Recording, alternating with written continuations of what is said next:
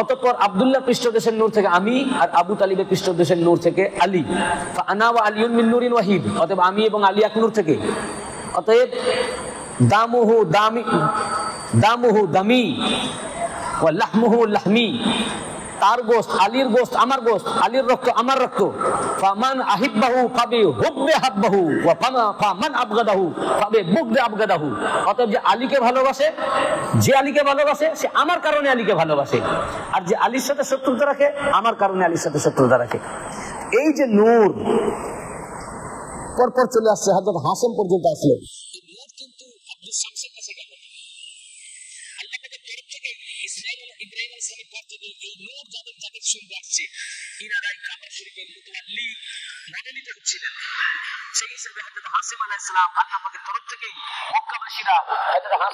কাবার মোতাওয়াল্লি করলেন, তত্ত্বাবধায়ক করলেন, এবং কাবা শরীফের চাবি উনার হাতে। হাশিমিদের উনি হাজিদের পানি পান করাতেন। এখন যেহেতু উনাকে পুরো মক্কার নেতা কাবার মোতাওয়াল্লি করে দেওয়া হলো, হাশিম উনি রেগে গেল, রেগে গিয়ে সে প্রতিবাদ করলো। মক্কাবাসীরা তখন তাকে প্রতিবাদ করার জন্য তাকে পানিশমেন্ট দিল, পানিশমেন্ট হিসেবে সিরিয়াতে তাকে নির্বাসন দিল। পরে আব্দুস শামস মারা গেল, তখন তার ছেলে জন্মগ্রহণ করলো, তার ছেলের নাম উমাইয়া। এই উমাইয়ার সাথে হাশিমির তরবারির দ্বন্দ্ব শুরু হলো। এখন হাসেমের পরে আসলেন আব্দুল মুত্তালিব, রাসূল পাকের দাদা জান আলাইহিস সালাম। এদিকে উমাইয়ার পরে আসলো আবু সুফিয়ান। এই উমাইয়ার ছেলের নাম হলো হারব। আব্দুল মুত্তালিব, হাসেমের শাহজাদা আব্দুল মুত্তালিব আলাইহিস সালাম, আব্দুল মুত্তালিবের শাহজাদা আব্দুল্লাহ এবং হযরত আবু তালিব। আব্দুল্লাহ ছেলে আলাইহিস সালামের ছেলে রাসূল পাক, আবু তালিবের ছেলে মাওলা আলী আলাইহিস সালাম, মাওলা পাকের শাহজাদা হাসান হোসেন।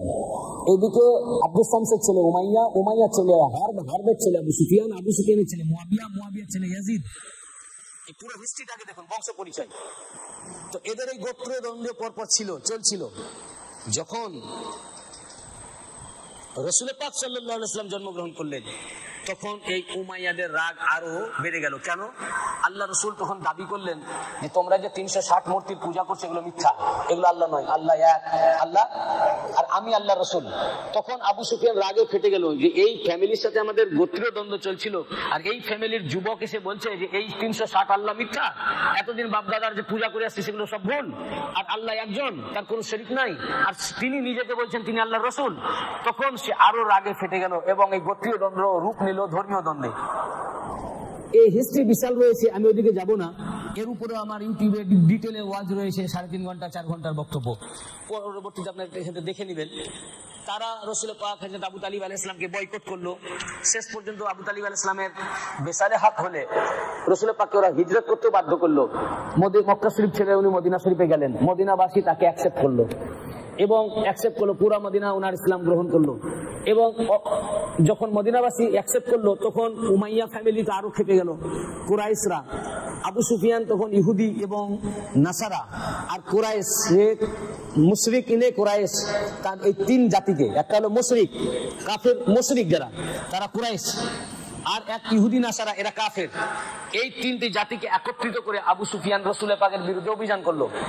অনেক যুদ্ধ হয়েছে, সবচেয়ে বড় প্রথম যে যুদ্ধ সেটা হলো বদরের যুদ্ধ। সেই যুদ্ধে তাদের 1000 সেনা ছিল, আবু জেহেল তাদের লিডার ছিল, আর এদিকে রাসূল পাকের দিকে 313 জন ছিল। মাওলা আলী আলাইহিস সালাম উনি যে জুলফিকার, ওনার 2 দিকে কাটতো। উনি যখন যুদ্ধক্ষেত্রে দাঁড়ালেন, আল্লাহ পাক ফেরেশতা নাজিল করলেন।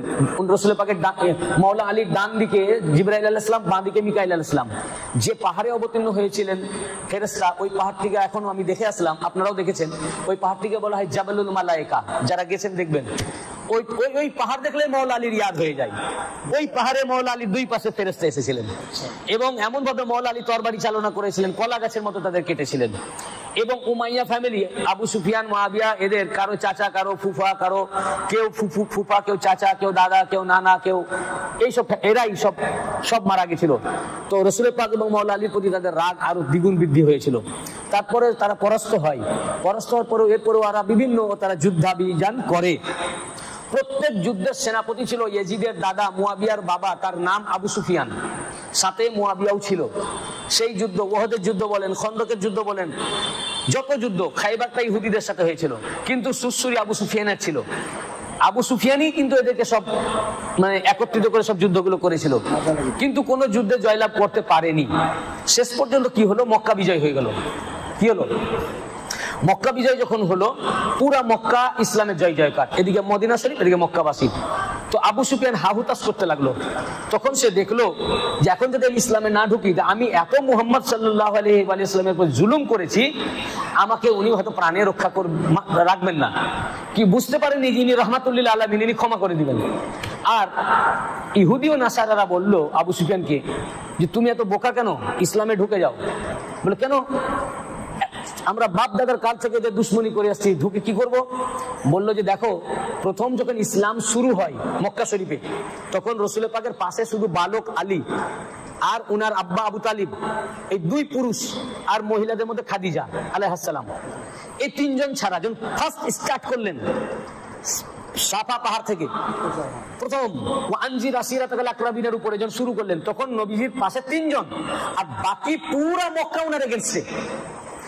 বলেন তোমরা আবু সুফিয়ান, মুয়াবিয়া, হিন্দা, তোমরা সবাই পুরা মক্কাবাসী উনার এগেইনস্টে ছিল, উনার সাথে মাত্র তিনজন। এই তিনজন থেকে তোমরা পুরা মক্কাবাসী উনার বিরুদ্ধে অস্ত্র ধারণ করেও উনাকে প্রতিহত করতে পারোনি, বরং 3 থেকে আজ পুরা মক্কা পুরা মদিনা হয়ে গেছে।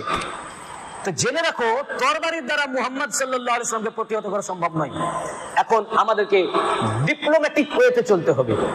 এখন ইসলামকে যদি ধ্বংস করতে হয়, ইসলামে ঢুকে ইসলামের শিকড় কাটতে হবে। তো এর জন্য তোমরা ইসলামে প্রবেশ করো। ঠিক এই নিয়তে আবু সুফিয়ান ইসলামে প্রবেশ করলো। আবু সুফিয়ান, মুয়াবিয়া, হিন্দা এবং তার সমস্ত অনুসারীরা। তাহলে তাদের ইসলামে আসার উদ্দেশ্য আপনারা বুঝে গেলেন।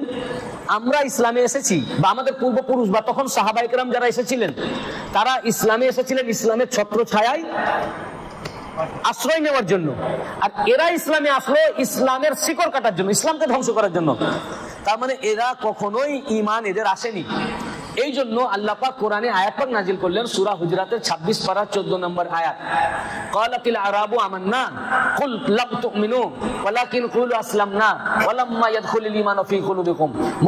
মক্কাবাসীরা এত জুলুম করলো ওনার উপরে, ইসলাম গ্রহণ করেনি। মক্কা বিজয়ের পর কি হলো, ইসলাম গ্রহণ করে নিল এবং তারা বলল আমরা এখন মুমিন হয়ে গেছি। আল্লাহ পাক দেখলেন এদেরকে তো মানুষ চিনতে পারবে না, এদের মুখোশ খোলা দরকার। যতই লম্বা দাড়ি রাখুক আর পাগড়ি টুপি থাকুক, এরা কলমা সহস্রবার পড়লেও এরা মুসলমান না, মুমিন না। আল্লাহ পাক বললেন, রাসূল পাকের উপর আয়াত নাযিল করে বলে দিলেন, এই আরবের লোকরা বলছে আমরা ঈমান এনেছি, কুল লাম তুমিনু, আপনি বলে দেন যে না তোমরা ঈমান আনো নাই। তাহলে ওরা বলল আমরা কি বলবো? হযরত ওমরও তো আগে ঈমান আনেন নাই, উনি তো রাসূল পাককে হত্যা করতে গেছিলেন, কলমা পড়ে নিলেন, মুসলমান হয়ে গেলেন। আমরাও যা করেছি করেছি, পাস্টিজ পাস্ট, এখন কলমা পড়েছি, আমরা মুমিন ঈমানদার। নবীজির পিছে আমরা এখন নামাজ পড়ছি, সাহাবীদের কাঁধে কাঁধ মিলিয়ে নামাজ পড়ছি, আমরা রোজা রাখছি, যাকাত নিজের মাল থেকে যাকাত দিচ্ছি। তো আমরা ইসলামে তো ঢুকেই গেছি, দাড়ি টুপি সবই রাখছি, তাহলে আমরা কি? আমাদের যদি ঈমান আসেনি, আল্লাহ বলছেন ইয়া আল্লাহ তাআলা আমাদের পরিচয় কি? আল্লাহ বলছেন হ্যাঁ তোমাদের পরিচয় আছে। যেহেতু তোমরা মুখে কলমা পড়ে নিয়েছো, মুখে দাড়ি লাগিয়ে নিয়েছো, টুপি পরে নিয়েছো, নামাজ পড়তেছো, রোজা করছো, হজ করছো, যাকাত দিচ্ছ, ইসলামে ঢুকে গেছো, সারা শরীয়তের বিধান মেনে চলছো, তাই ওয়ালাকিন কুলু আসলামনা, তাই তোমরা দাবি করতে পারো যে আমরা মুসলমান সেজেছি, খেলার নাম বাবাজি, আনুগত্য স্বীকার করেছি, মুসলমান দাবি করতে পারো। ওয়ালাম্মা ইয়াদখুলুল ঈমানু ফি কুলুবিকুম, অথচ তোমাদের কলবে বিন্দু মাত্র ঈমান প্রবেশ করেনি। কোরআনের এই আয়াত সাবিত করে, মুখে দাড়ি, আব্দুর রহমান নাম, নামাজের ঘাটতান, দাড়ি টুপি লেবাস, নামাজের পাবন্দি, সারা শরীয়তের বিধানের পাবন্দি, হজ যাকাত করার পরেও ও ঈমানদার না হতে পারে, ও ঈমানদার না। পরিষ্কার মুখোশ খুলে দিলেন যে তোমরা নামাজি বলতে পারো, নিজেকে রোজাদার দাবি করতে পারো, হাজি দাবি করতে পারো, এমনকি তুমি নিজেকে মুসলমানের পরিচয় দিতে পারো, কিন্তু তোমাদের কলবে ওয়ালাম্মা ইয়াদখুলুল ঈমান ফি কুলুবিকুম, তোমাদের কলবে ঈমান প্রবেশ করেনি। কারণ তোমাদের উদ্দেশ্য ইসলামে আসার হলো এই যে ইসলামকে ধ্বংস করা। পুরো আল্লাহ কোরআনে খুলে দিয়েছেন, বুঝতে পেরেছেন না?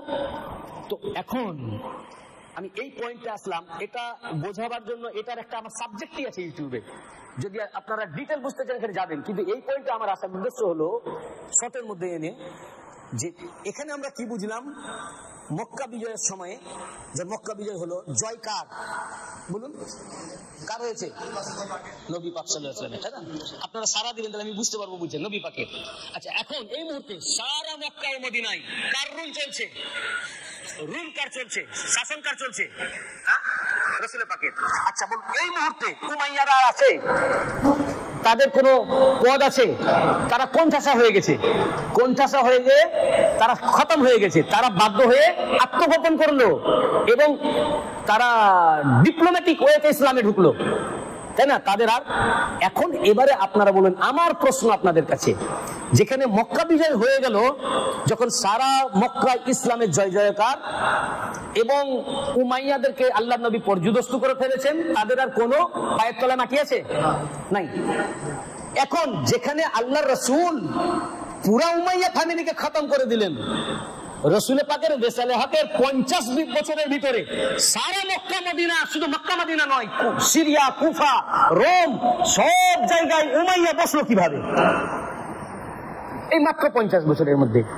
আর ইমাম হুসাইন আলাইহিস সালাম যখন শহীদ হন, এই রসুলের পাকের দুনিয়া ছেড়ে যাওয়ার 50 বছরের মধ্যে হাজার হাজার সাহাবী তখন বেঁচে রয়েছেন, তাদের উপস্থিতিতে ইমাম পাককে শহীদ করে কি করে?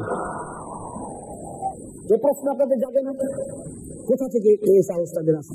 এই পাওয়ার কোথা থেকে আবার পেল? যেখানে সমস্ত পাওয়ার ফ্রি, আবার এই পাওয়ার কোথা থেকে আসলো? এটার উপরে আমার একটা বিস্তারিত রয়েছে এবং এটা উপরে হয়তো আমি 40 পাকে চেলম শরীফ আমি মারগামে ডিটেলে বলবো এবারেও হয়তো। এবং রাসূল পাক সাল্লাল্লাহু আলাইহি ওয়াসাল্লাম যে বেসালে হক লাভ করলেন, বেসালে পাকের পরে পরেই একদম ভোল্ট চেঞ্জ হয়ে গেল। নবী পাক জানেন যে ওনার পরে অনেক আহলে বাইত পাকের উপর মুসিবত আসবে। মওলা পাককে বলেও গেছিলেন যে তোমার উপরে মুসিবতের পাহাড় নেমে পড়বে, কিন্তু তুমি অটল থাকবে। আল্লাহ নবী জানতেন, আল্লাহ পাকও জানতেন, এই জন্য আল্লাহ পাক সূরা মায়েদা 67 নম্বর আয়াত নাজিল করে আল্লাহ পাক তাগিদ করলেন নবী পাককে, রাসূল পাক বেসাল হকের 3 মাস আগে, ইয়া আইয়ুহার রাসূল বাল্লিগ মা উনজিলা ইলাইকা মির রাব্বিক ওয়া ইন লাম তাফআল ফামা বাল্লাগতা রিসালাতা। হে আমার রাসূল, আপনার প্রতি যেটা নাজিল করা হয়েছে সেটা আপনি পৌঁছে দেন, অর্থাৎ তাদের রাহবার কে হবে, ইমাম কে হবে দেখিয়ে দেন। আর যদি এটা না দেখান তো আপনার রিসালাতের কিছুই পূর্ণ করলেন না। আল্লাহ পাক যখন তাকিদ করলেন, হজ থেকে ফিরছিলেন মক্কা শরীফ থেকে মদিনা, সেই মক্কা ও মদিনার মধ্যবর্তী স্থান গাদিরে খুমে এই আয়াত যখন নাজিল হলো, 1,24,000 সাহাবী, ওখানে 3 মাথা ছিল, চৌরাস্তায় 4 মাথা, সব নিজের নিজের এলাকার দিকে চলে গেছিল। নবীজি সবকে আবার ব্যাক করালেন, ব্যাক করিয়ে 1,24,000 সাহাবীদের সমবেত করে এই আয়াত শোনালেন। সাহাবীরা জিজ্ঞাসা করলেন, তাদেরকে কাতারে কাতারে দাঁড় করালেন, বললেন ওটা কি বলতে বলেছেন? তখন আল্লাহ রাসূল বললেন যে এই কথাই তোমাদেরকে বলতে বলেছেন যে আল্লাহ তোমাদের প্রভু, আল্লাহ তোমাদের রব আছেন, আমি তোমাদের মাওলা আছি। আর মান কুনতু মাওলাহু ফাআলিয়ুল মাওলাহু, আমি যার মাওলা, আজ থেকে আলীও তার মাওলা। মাওলা আলীর মাওলাইতের ঘোষণা দিলেন। তখন সকল সাহাবী, তাদের মধ্যে প্রথম শ্রেণীর সাহাবী হযরত আবু বকর ও হযরত ওমর দুজনে আসলেন। এর উপরে কমপ্লিট আমার একটি বই আছে, গাদিরে খুমের চূড়ান্ত ঘোষণা, এবং এটার উপরে কমপ্লিট আমার কয়েকটা ওয়াজ রয়েছে। হযরত আবু বকর ও ওমর দুজনে এসে কোলাকুলি করে বললেন, হানিয়ান লাকা ইয়া ইবনা আবি তালিব আসবাহতা ওয়া আমসাইতা মাওলা ইয়া মাওলা কুল্লু মুমিনিন ওয়া মুমিনাত। হে আবু তালিবের শাহজাদা, আজ থেকে আপনি আমার এবং প্রত্যেক মুমিন পুরুষ ও মহিলার মাওলা হয়ে সকাল সন্ধ্যা করবেন। সব সাহাবী নবীজির সামনে মোবারকবাদ দিলেন। দেখুন, হুজুরের উপস্থিতিতে তারা মোবারকবাদ দিলেন, মাওলা মেনে নিলেন, মুখে মানলেন, হৃদয় থেকে মেনে নিতে পারেননি। কারণ এই দলিলে আয়াত, কারণ আল্লাহ পাক বলেন ওয়াল্লাহু ইয়াসিমুকা মিনান নাস, আপনি আলী মাওলা বলে দেন, আলী মাওলা পৌঁছে দেন, প্রচার করেন, আল্লাহ আপনাকে মানুষের থেকে রক্ষা করবে। ভাই, নবীজির পাশে কোন মানুষ আছে? কাফের আছে, মুশরিক আছে, মূর্তি পূজক আছে, ইহুদি আছে, নাসারা আছে, হিন্দু ভাই আছে, সব মুসলমান কালমা পড়নেওয়ালা। তাহলে নবীজির আত্মরক্ষার প্রয়োজন কিসের? আঘাত কাদের থেকে আসবে? কে ওনাকে আক্রমণ করবে? এই আয়াত থেকে বোঝা যায় যে আলীর মাওলাইত্বের ঘোষণা করার কারণে নবীজি যাদের মাঝে অবস্থান করছেন, এই মুসলমানদের হাতে ঘা লাগতে পারে এবং তাদের আক্রোশ, রাগের সৃষ্টি হবে। এই রাগের কারণে তারা নবীজির উপরে আঘাত করতে পারে। আল্লাহ পাক বললেন, আপনি বলে দেন আলী মাওলা, তাতে যদি এই সাহাবীদের ভিতর থেকে তাদের রাগ হয়, তাদের থেকে রক্ষা করার দায়িত্ব আমি আল্লাহ আর আপনাকে। এই আয়াত থেকে সাবিত হচ্ছে তাদের রাগও হবে এবং নবীজির উপরে এমন রাগ হবে যে নবীজির জানেরও ক্ষতি করার চেষ্টা করবে, এবং করেছে। আমি আসছি কি করেছে পরে আসছি। নবীজিকে তারাই, মুসলমানেরা যারা ওনার সাথে উঠা বসা করছে, এরাই ওনার এমন ক্ষতি করার চেষ্টা করবে যে প্রাণের হুমকি হতে পারে, যার কারণে প্রাণের নিরাপত্তার দায়িত্ব আল্লাহ নিজে নিয়ে নিচ্ছেন। এখানে একটা খুব ভাইটাল পয়েন্ট, যখন আল্লাহ রাসূল প্রথম ইসলামের দাওয়াত দিচ্ছিলেন, আচ্ছা আপনারা আমাকে বলুন, অ্যাটেনশন প্লিজ, যখন প্রথম সাফা পাহাড়ে বললেন আল্লাহ এক, তাওহীদের কথা, তখন কতজন মুসলমান ছিল? সব পালিয়ে গেছে। যখন সাফা পাহাড়ে, হেরা পাহাড় থেকে বেরিয়ে আসলেন, যখন আয়াত নাজিল হলো, প্রথম কোরআন পাক যখন আসলো ইকরা বিসমি রাব্বিকাল্লাযী খালাক, তারপরে আল্লাহর হুকুম হলো ওয়া আনজির আসিরাতাকাল আকরাবিন, আল্লাহ রাসূল সাফা পাহাড়ে প্রথম যে ডাক দিলেন কুরাইশদেরকে এবং আল্লাহর তাওহীদের কথা বলেন, সামনে তারা কারা? সব কাফির ও মুশরিক, কেউ তো ইসলাম আনেনি। তখন 8 বছর, এক রিওয়ায়াতে 9, 1, 10, 12 বিভিন্ন রিওয়ায়াতের উমর এসে মাওলা আলী উনি শাহাদাত দিলেন, সব পালিয়ে গেল। প্রথম যখন তাওহীদের প্রচার করেন তখন একজনও মুসলমান নাই, উনার পাশে কারা? তারা সব কাফের ও মুশরিক। কাফের মুশরিক, পাশে শুধু বাচ্চা বালক আলী আর আবু তালিব আলাইহিস সালাম, আলী আলাইহিস সালাম, আবু তালিব, সব কাফের। কাফেরদেরকে ডাকতে বললেন আগে নিজের আত্মীয়দেরকে ডাকেন, কুরাইশদের কাকে ডাকেন? কাফেরদের মাঝে 360 মূর্তির বিরুদ্ধে বলেন আর এক আল্লাহর কথা বলেন। কাফেরদের মাঝে যখন তাদেরই খোদা, ভ্রান্ত খোদা, 360 মূর্তির বিরুদ্ধে বলছেন, কত ভয়ানক কথা, কত ভয়ানক কথা, তাই না? কত ভয়ানক কথা, এবং এক আল্লাহর কথা বলছেন, তখন তো ওনার প্রাণের হুমকি হতে পারে, কেন পাশে তো কেউ নেই, সব কাফের মুশরিক। কিন্তু কাফের ও মুশরিকদের মাঝে তাদের বিরুদ্ধে এবং তাদের দেবতা, তাদের খোদা লাত, মান্নাত, উজ্জা, এই 360 মূর্তির বিরুদ্ধে বলছেন, এক আল্লাহর কথা বলছেন, তখন আল্লাহকে ওনার গার্ড হতে হচ্ছে না, তাকে রক্ষা করার দায়িত্ব নিতে হচ্ছে না। তখন কিন্তু আয়াত নাযিল করেননি, আপনি বলুন এক আল্লাহর প্রচার করুন, আমি আপনাকে আল্লাহ রক্ষা করব, তখন কিন্তু আল্লাহর রক্ষা করার প্রয়োজন হচ্ছে না। কিন্তু যখন পুরা মক্কা ও মদিনায় ইসলামের জয় জয়কার মুসলমান, ওই মুসলমানদের মাঝে যখন মাওলা আলীর বেলায়েতের কথা বলছেন, তখন কিন্তু তাকে রক্ষা করার দায়িত্ব আল্লাহকে নিতে হচ্ছে। আল্লাহু ইয়াসিমুকা মিনান নাস, এই কথা থেকে বোঝা যাচ্ছে কাফের, মুশরিক, মূর্তি পূজক, এদের মাঝে আল্লাহর একত্ববাদ প্রচার করা তার জানের জন্য যতটা না বিপজ্জনক, মুসলমানদের মাঝে মাওলা আলীর বেলায়েতের প্রচার করা তার জানের জন্য তদপেক্ষা বেশি বিপজ্জনক। তার মানে এই মুসলমান নামধারী এরা কাফির ও মুশরিক অপেক্ষা বদতরিন, আরো খতরনাক। কি বুঝতে পেরেছেন না? কারবালা মূর্তি পূজকরা ঘটায়নি, ঘটিয়েছে এই কালমা পড়নেওয়ালারা, ওই যে ইসলামে ঢুকলো। আসল কথা ওয়ালাকিন কুলু আসলামনা ওয়ালাম্মা ইয়াদখুলুল ঈমানু ফি কুলুবিকুম, আল্লাহ পাক বলেন তোমরা বলতে পারো আমরা মুসলমান হয়েছি, কিন্তু তোমাদের কলবে বিন্দু মাত্র ঈমান প্রবেশ করেনি। তার মানে এরা কাফের, মুশরিক, ইহুদি, নাসারা অপেক্ষায় কালমা পাক করে মুসলমান তদপেক্ষা খারাপ। তাদের কাছে যখন আল্লাহ রাসূল তাওহীদের প্রচার করছেন, তখন কিন্তু কোরআনে একটি আয়াত আসেনি যে আমি আপনাকে রক্ষা করব। বলেছেন আপনি প্রচার করুন, ওয়া আনজির আসিরাতাকাল আকরাবিন, আপনার আকরাবা থেকে শুরু করুন, পৌঁছে দিন। তখন কিন্তু রক্ষা করার দায়িত্ব হচ্ছে না কাফেরদের। আবার তাদের ভিতরেই উনি আছেন, ওরা সাপোর্ট কেউ নাই, একজনও নাই, এই আলী আর আবু তালিব আলাইহিস সালাম ছাড়া। কিন্তু যখন মক্কা ও মদিনা সব মুসলমান, আর তাদের মাঝে বললেন যে আলীর বেলায় পৌঁছে দেন, তখন বলছেন ওয়াল্লাহু ইয়াসিমুকা মিনান নাস, আপনি বলুন আপনাকে আল্লাহ মানুষের থেকে রক্ষা করবে। তাহলে এটা কোন মানুষ? এই মুসলমানের থেকে রক্ষার দায়িত্ব নিতে হচ্ছে। এরপর যখন আল্লাহ রাসূল এরা রাগে ফেটে গেল যে মাওলা আলীকে মাওলা বানিয়ে দিলেন, আমরা গোলাম হয়ে গেলাম, ফের তাবুক যুদ্ধে, যখন তাবুকের রোমের এগেনস্টে যুদ্ধে যাচ্ছেন, মাওলা আলী কত বড় যোদ্ধা, যে বদরে যত যুদ্ধ, প্রত্যেক যুদ্ধের সেনাপতি মাওলা আলী ছিলেন। এবং খাইবারে যখন, এটা বুখারী, মুসলিম, আহমদ ইবনে হাম্বল, ইমাম তাবরানী, तमाम মুহাদ্দিসিন কিরাম হাদিস রওয়ায়াত করেছেন, মুত্তাফাক আলাই, এবং বুখারীর একাধিক জায়গায় হাদিস এসেছে। তো প্রথমে ঝান্ডা হযরত আবু বকরের হাতে দিলেন, বিজয় হয়নি। পরের দিন হযরত উমরের হাতে দিলেন, জয়লাভ, বিজয় হলো না। তখন আল্লাহ রাসূল বললেন, সহিহ বুখারী প্রথম খণ্ডের 525 পৃষ্ঠা এবং সহিহ মুসলিম কিতাবুল মানাকিব আলী, মিশকাত শরীফের মধ্যে হাদিস শরীফ এসেছে, তিরমিজি শরীফের দ্বিতীয় খণ্ডে 214 পৃষ্ঠায় হাদিস শরীফ এসেছে, ইমাম হাকিম তার মুস্তাদরাক আলা সাহিহাইনের মধ্যে ইসনাদে সহিহর সাথে হাদিস রওয়ায়াত করেছেন। যখন বিজয় হলো না, আল্লাহ রাসূল বললেন আগামীকাল লা উতিয়ান্না রায়াতা রাজুলান ইফতাহুল্লাহু আলা ইয়াদাই ইউহিব্বুল্লাহ ওয়া রাসূলুহু ওয়া ইউহিব্বুহুল্লাহু ওয়া রাসূলুহু। আগামীকাল আমি ঝান্ডা এমন এক ব্যক্তির হাতে দিব যার হাতে আল্লাহ বিজয় রেখেছেন, এবং যিনি আল্লাহ ওয়া আল্লাহর রাসূলকে মুহাব্বত করেন এবং আল্লাহ ওয়া আল্লাহর রাসূল তাকে মুহাব্বত করেন।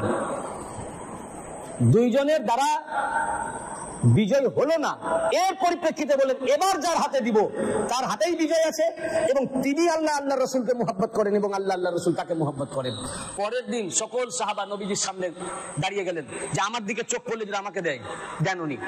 মুসলিম শরীফের হাদিসে পাক সহিহুল মুসলিম রাবি হযরত আবু হুরায়রা রাদিয়াল্লাহু আনহু তিনি বলেন হযরত ওমর রাসূলের পাকের সামনে দাঁড়ালেন এবং হযরত ওমর বললেন আমার অধিনায়কত্বের লোভ ছিল না, কিন্তু আমি ভাবলাম যে যদি আবার আমার হাতে আজকে ঝান্ডা দেন তাহলে প্রমাণ হয়ে যাবে আল্লাহ আল্লাহ রসুল আমাকে মুহাব্বত করেন।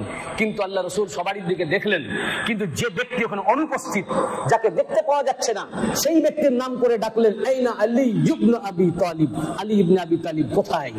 লোকেরা বলল উনি তো আসেননি, উনি অ্যাবসেন্ট, উনি অনুপস্থিত, উনার চোখের অসুখ হয়েছে, উনি রোগাক্রান্ত, কষ্ট পাচ্ছেন, ভুগছেন, এই জন্য উনি আসেন নাই। তখন উনি বললেন যিনি অসুস্থ, যিনি রোগাক্রান্ত, যার চোখের অসুখ হয়েছে সেই আলীকে ডেকে আনো। উনাকে ডেকে আনলেন। বুখারী শরীফের আলফাজ, আল্লাহ রাসূল নিজে থুতু মোবারক লাগিয়ে দিলেন, চোখ সঙ্গে সঙ্গে সেরে গেল। অতঃপর তাকে ঝান্ডা মোবারক দিলেন। ইমাম নাসাঈও এই হাদিস রওয়ায়াত করেছেন এবং বললেন যে তুমি যাও। উনি যখন যাচ্ছেন তখন রাসূল পাক সাল্লাল্লাহু আলাইহি ওয়াসাল্লাম বললেন এই দেখো এই যে আলী যাচ্ছেন ইনি বিজয় ব্যতীত ফিরে আসার ব্যক্তি নন। তারপরে তো ঘটনা আপনাদের জানা বা জেনে নেবেন, না জানা থাকলে খাইবার কিভাবে যুদ্ধ হলো, কিভাবে জয় হলো এবং খাইবার দুর্গ বিজয় করলেন, ঢাল ভেঙে গেছিল, খাইবারের দুর্গ এইভাবে তুলে নিয়েছিলেন, ঢাল হিসেবে ইউজ করেছিলেন, এ বিশাল ওয়াকিয়া। এত বড় যোদ্ধা যে খাইবারে অন্যান্য সাহাবায়ে কেরামদের দ্বারা বিজয় হয়নি মওলা আলী ছাড়া, বলুন রোমের মতো রোমের এগেইনস্টে এত বড় যুদ্ধে আলীকে নিয়ে যাওয়াটা জরুরি ছিল কি ছিল না? এইরকম বাহাদুরকে, এইরকম যোদ্ধাকে, কেন এটা ইসলামের সেন্টিমেন্ট রয়েছে, নিয়ে যাওয়া দরকার। কিন্তু আল্লাহ রসুল অন্য কাউকে বসিয়ে যেতে পারতেন যে আপাতত যদিন থাকবো না আমার গদিতে হে সালমান ফার্সি তুমি বসো, কিংবা তালহা বসো, কি জুবায়ের থাকো, কি আবু বকর থাকেন আপনি, কি উমর থাকেন, কিংবা আনাস বিন মালিক, কাউকে কোনো সাহাবীকে পার্মানেন্ট নয় থাকো, আমি যুদ্ধ থেকে ফিরে আসি ভুল ভ্রান্তি হলে আমি আবার ঠিক করে নেব। কিন্তু না, মাওলা আলীকে রেখে গেলেন। এবং হাদিসে পাকের আলফাজ সহিহুল মুসলিম খাল্লাফা রাসূলুল্লাহ সাল্লাল্লাহু আলাইহি ওয়া আলিহি ওয়াসাল্লাম আলী ইবনে আবি তালিব ফি গাজওয়াতি তাবুক। মুসলিম শরীফের দ্বিতীয় খণ্ডের 278 পৃষ্ঠা। রাসূল পাক সাল্লাল্লাহু আলাইহি ওয়াসাল্লাম মাওলা আলী আলাইহিস সালামকে তাবুক যুদ্ধের সময় নিজের খলিফা বানিয়ে গেলেন।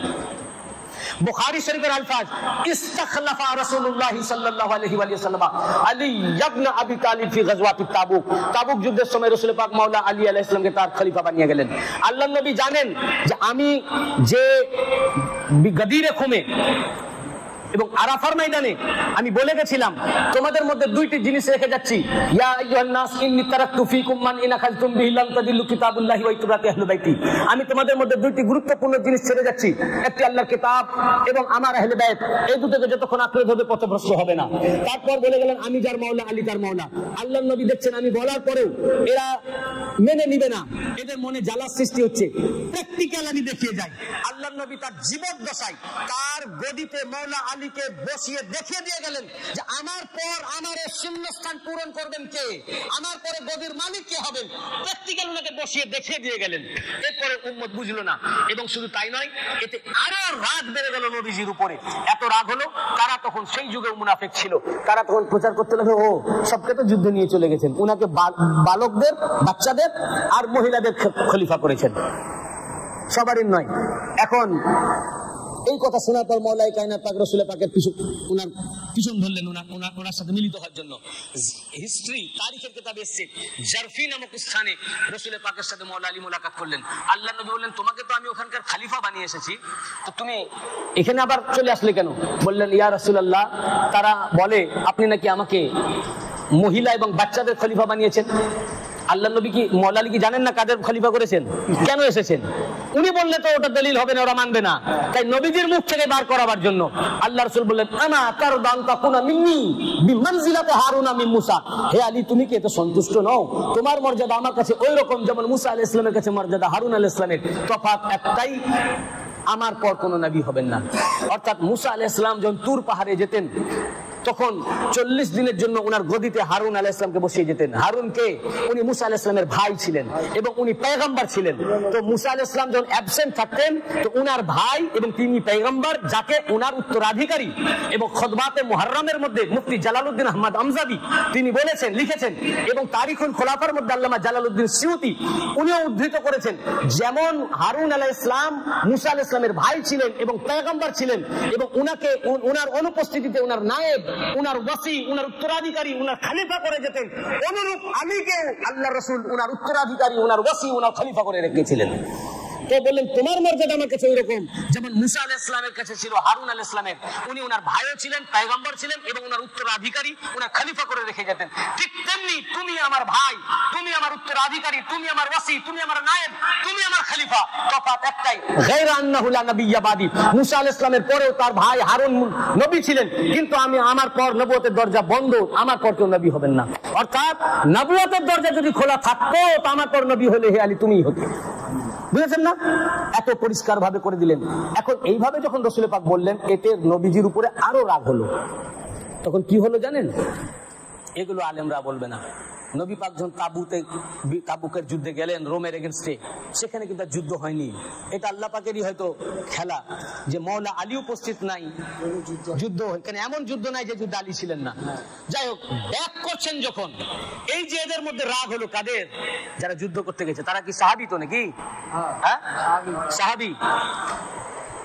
ব্যাক যখন করছেন, সহিহ মুসলিম শরীফের হাদিসে পাক, মুসলিম শরীফ ছাড়া তারিখের সকল তারিখের কিতাবে আছে। তাবারি, আল বিদায়া নিহায়া, ইবনে আসাকির, তারিখে দিমাশক আল কবির, বালাজুরি, এবং হাদিসের মধ্যে ইমাম আহমদ ইবনে হাম্বল তার মুসনাদ শরীফে, ইমাম তাবরানী তার মুজামুল কবিরে, হাকিম মুস্তাদরাক আলা সহিহাইনের মধ্যে সহিহ সনদে, ইমাম মুসলিম তার সহিহুল মুসলিমের মধ্যে, এবং তারিখের ডিটেইলে বর্ণনা রয়েছে। রাসূল পাক সাল্লাল্লাহু আলাইহি ওয়াসাল্লাম যখন আসছিলেন 12 মুনাফিকের কথা, এবং মুসলিম শরীফের হাদিসে পাক 12 জন সাহাবীদের ভিতরে মুনাফিক ততক্ষণ পর্যন্ত জান্নাতে প্রবেশ করবে না যতক্ষণ পর্যন্ত সূচের ছিদ্র দিয়ে উট প্রবেশ না করে। তার মধ্যে 8 জন যাদের দুবাইলা ফোরা হবে, মুসলিম শরীফের হাদিসে পাক। এই 12 মুনাফিক কি? যখন নবী পাক 2 পাহাড়ের ভিতর দিয়ে যাচ্ছিলেন, দুটো পাহাড়ের ভিতর দিয়ে, এবং ওনার বাহনকে টেনে টেনে নিয়ে যাচ্ছিলেন হযরত হুযায়ফা রাদিয়াল্লাহু আনহু, আর আম্মার বিন ইয়াসির হাঁকাচ্ছিলেন। ঠিক সেই সময় পাহাড়ের ভিতর অন্ধকার, 12 জন তারা অন্য রাস্তা দিয়ে যাচ্ছিল। তাদের রাগ ছিল, এই নবী তিনি আলীকে মাওলা বানিয়েছেন, এই নবী আবার আমাদের উনার উপস্থিতিতে আলীকে খেলাফতের আসনে বসিয়েছেন, আমাদের সব শেষ। তারা ওই 12 জন পাহাড়ের উপরে উঠে রাসূল পাককে হত্যা করার জন্য একটা পাথর গড়িয়ে দেওয়ার চেষ্টা করলো। যে পাথরটা ফেলতে যাবে, আল্লাহ পাক একটা বিদ্যুৎ চমকালেন, আর সেই বিদ্যুতের আলোকে ওনারা দেখে আম্মার বিন ইয়াসির এবং হুযায়ফা দেখে ফেললেন। তারা ওদেরকে নিপাত করেছিল, ওনারা হামলা করলেন, আক্রমণ করলেন, দেখেন এরা দুজনে চিনে যাবে। তারা তখন 12 জন পালিয়ে গেলেন।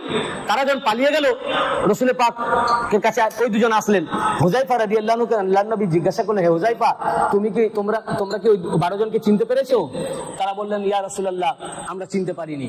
আল্লাহ রাসূল বলেন, আমি 12 জনকে আমি চিনেছি।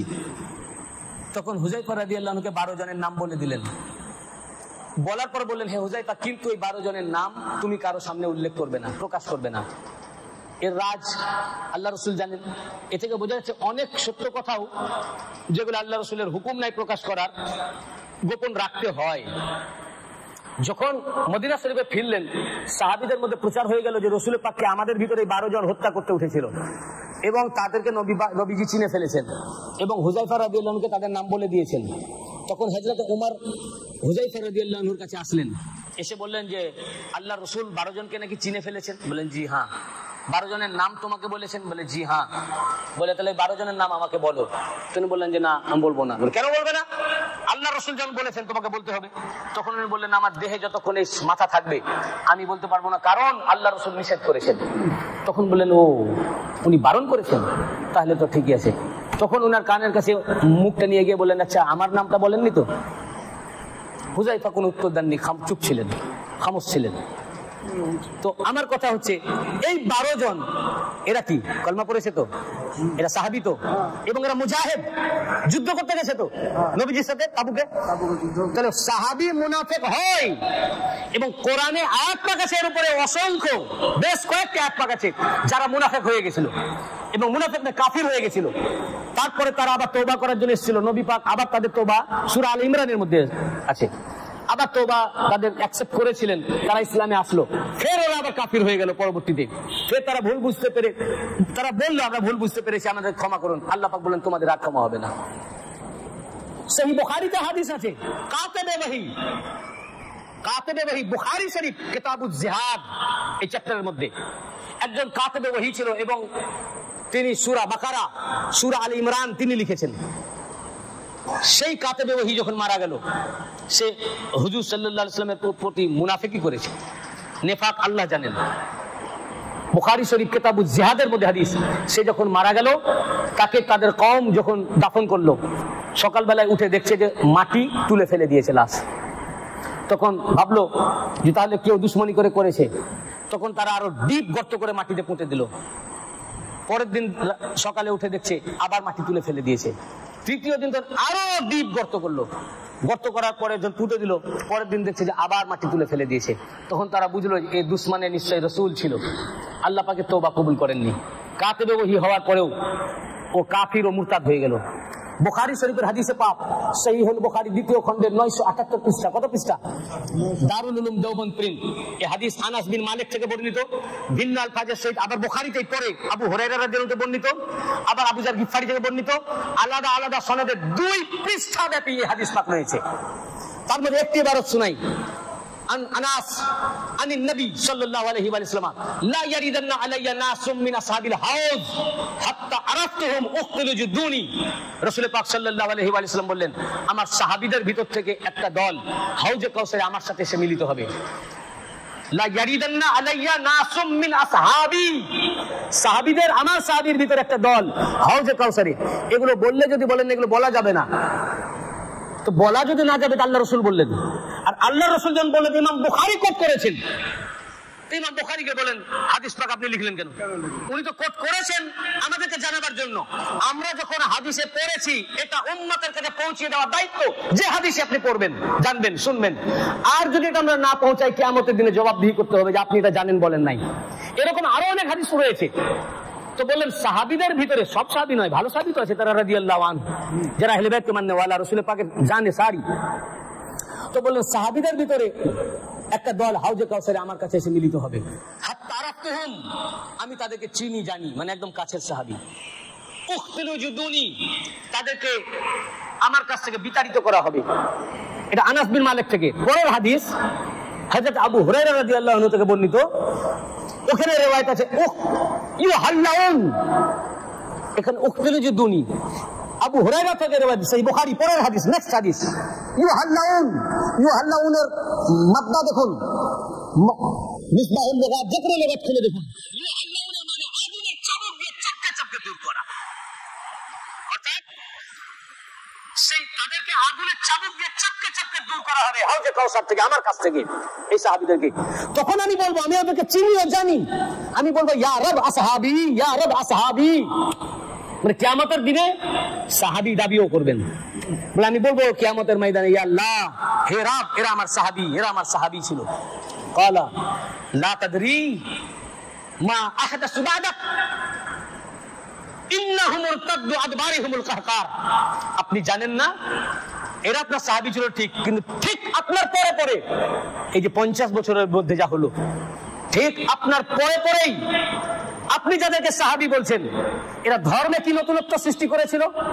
আপনি গদিরে যে মওলাকে দেখিয়ে দিয়ে গেলেন, আপনি আরাফার ময়দান ও গদিরের ময়দানে বলে গেলেন তোমাদের ভিতরে, তোমাদের বলছেন কাকে? আপনি ছিলেন, আমি ছিলাম, আপনি ছিলেন, কে ছিল? সত্য সাহাবী। তাদেরকে আরাফার ময়দানে বলছেন আমি তোমাদের মাঝে দুটি বস্তু ছেড়ে যাচ্ছি। কাকে বলছেন? সাহাবীকে। সাহাবীকে, হে সাহাবী, তোমাদের মাঝে দুটি জিনিস ছেড়ে যাচ্ছি, একটি কোরআন, দ্বিতীয়টি আমার আহলে বাইত। এই দুটোকে আঁকড়ে ধরলে কখনো পথভ্রষ্ট হবে না। যাদের মাঝে আপনি রেখে গেলেন এবং যাদেরকে আঁকড়ে ধরতে বললেন, তাদেরকে ধরা তো দূরের কথা, ধরে ধরে জবাই করে দিয়েছে। ধর্মে নতুনত্ব সৃষ্টি করেছে। আপনার নির্দেশিত পথে এরা চলেনি। আপনি যে ইমামকে দেখেছেন ইমামকে মেনে নেয়নি। আপনি যাদেরকে আপনি দেখতে বলেছেন তাদের থেকে সরে গেছে। সাহাবী কিসে বলেন? এরা নতুনত্ব ধর্মে সৃষ্টি করেছে। ইন্নাহুমুল কাদ্দার আলা আদবারিহিমুল কাহকার। হ্যাঁ, কালেমা পড়েছিল, সাহাবী ছিল, কিন্তু আপনি যে রাস্তা দেখালেন, হেদায়েতের পথ দেখালেন, আপনার নির্দেশিত রাস্তা থেকে সরে গিয়ে এরা ধর্মচ্যুত হয়ে গেছে, মুরতাদ হয়ে গেছে, সাহাবিয়ত থেকে খতম হয়ে গেছে, পথভ্রষ্ট হয়ে গেছে। নারায়ে তাকবীর। ये वलीउल्लाह का बात नहीं, ये हदीस नबवी, ये बुखारी ने तखरीज किया है हदीस। बुखारी खोल के देख लीजिए, आप फाड़ के देख लीजिए। আর যদি ভাই আপনার চোখ না থাকে তা আসুন আমি দেখিয়ে দিই।